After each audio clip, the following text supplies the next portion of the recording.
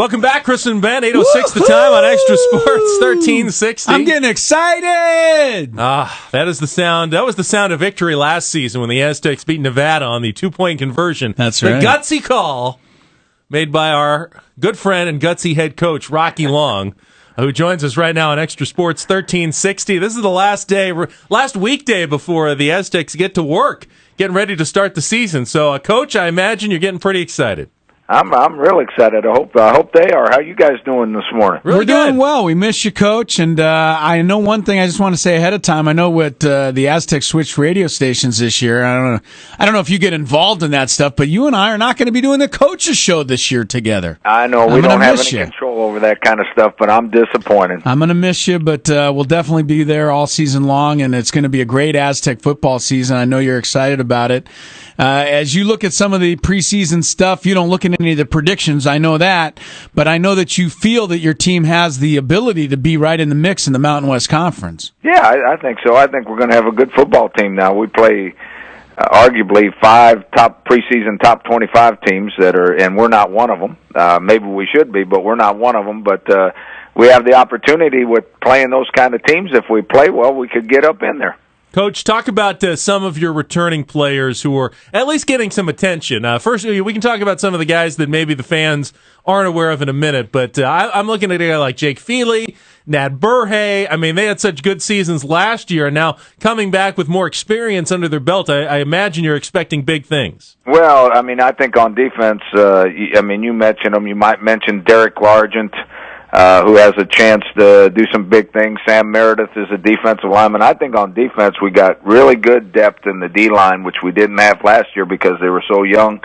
We've got great core linebackers, and I think our safeties, and you mentioned probably the number one, Nat Berhe, but we got a bunch of good safeties in our program. What we're missing is 2 corners. Our 2 corners, one is in the NFL right now, Leon McFadden's with the Cleveland Browns, and one of them tried out in the Canadian Football League, Josh Wade. So we're a little shaky at corner. On offense, I think we have the best running back in the league, and Adam Oema, our starting quarterback. Adam Dingwell's coming back. He was the starter of the last 2/3 of the season last year. I think we've got good receivers. I thought we were going to be hurting at tight end when we lost Gavin Escobar, but we got Robert Craighead that we switched over in the spring, did a great job there, so I think we're okay there. What we need is one offensive tackle. We kind of sound like the Chargers, right? We need an offensive tackle to step forward and be good, and then I think the offense will be okay. Well, maybe whoever the Chargers don't have win the left tackle job, they can drop down and play for you guys. Rocky Long is with us. Of course, I know you opened with Eastern Illinois, and the fans are going to say yes, but we can't wait for the Ohio State game in week number 2. You're not going to look ahead, so we already know that. But aren't you excited about having this opportunity to go to Columbus and show where San Diego State really is and where you guys are on the map right now? Well, I'm excited about all the good teams on the schedule. You know, like I said, 5 or on some polls are in the top 25. 5 of the teams we play, 3 of them are at home. That's kind of exciting too. But you're right. I mean, Eastern Illinois, that's not a common name that everybody knows. But as we're breaking down their film, they run more plays than Oregon does. I mean, they average over 100 plays a game. So I think it's a great test for us, and it's also something that'll get us ready for the games that come after that. Coach, thank you very much. I promised our listeners at some point Rocky would tell us all how Eastern Illinois is not a bad team. In fact, they're really good, and you better keep your eye on them. And I knew you would come through for me, so thank you.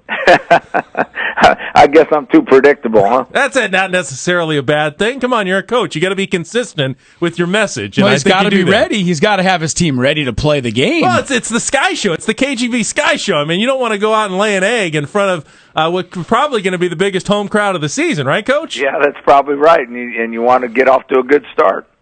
Now, how has things gone with Dingwell? I mean, obviously had the great performance coming in the middle of the season last year for you. But what kinds of things has he worked on in his game, and what kinds of things has he needed to work on in his game as he gets ready for the full-time starting job at quarterback? Well, there's 2 things that he has to do better for us to be good on offense, and that's he's got to complete more passes. He's got to be more accurate with the football. And we got to be able to throw it down the field. We got to be able to hit some long ones. He has to learn to throw the deep ball a little bit better. we love everything else about him. I mean, he's competitive. He can run with the ball. He can get out of trouble. He can make plays that after things break down, he can make plays on his own. But he didn't complete enough or didn't put the ball in the area enough last year for us to catch more of them. And we didn't throw it deep very well last year when he was the starting quarterback. So hopefully now we've worked on all that stuff all through the offseason and spring practice, and hopefully he's going to be better at it this fall. Coach, what do you think of the new look Mountain West Conference? I mean, the additions coming in, San Jose State, Utah. I mean, Utah State, some good teams joining what was already a very good conference. Yeah, those two teams that you just mentioned, boy, they had great years last year, and they both those teams have a lot of good players coming back. So that's added to the competitiveness of the league, and I think the league breaking up in two divisions is a good deal. Having a championship game is a good deal because everybody in the country is doing that. You know, I don't think the switching in and out of conferences is over yet. So I think there's going to be some more movement in the conferences, and if we can play well, maybe we're involved. Maybe you get a chance. Yeah, that is interesting. And maybe you get a chance to play for a championship. I know you won your championship last year in the conference, but it seems like it would be more exciting to actually play in a game that decides the actual Mountain West Conference championship. I mean, if you went head-to-head against a Boise State or head-to-head against a Utah State and had a chance to actually win the title on the field like that. I agree with you. I don't think, we were co-champs last year, and I think that's nice, and we consider ourselves champions, but it'd be much better if you were the true champion. And I think, I think that in the national scene, I think a national tournament would be best also. Coach, I know you've been outspoken on this before, but there's been talk recently in NCAA football about creating a so-called a Division IV, they're saying, for just the really major football teams who want to take it up to even the top echelon level. You know, they're talking about the SECs and the Big Tens and the Pac-12s. I've got to imagine that if that happens, you want San Diego State to be part of that mix.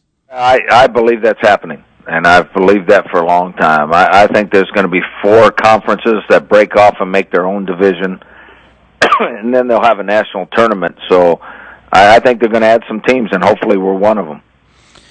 Beating Ohio State would go a long way towards getting you into that category. I mean, are you guys prepared? Are you guys bulked up enough? Do you guys have enough depth now to go into an Ohio State and give them a good game?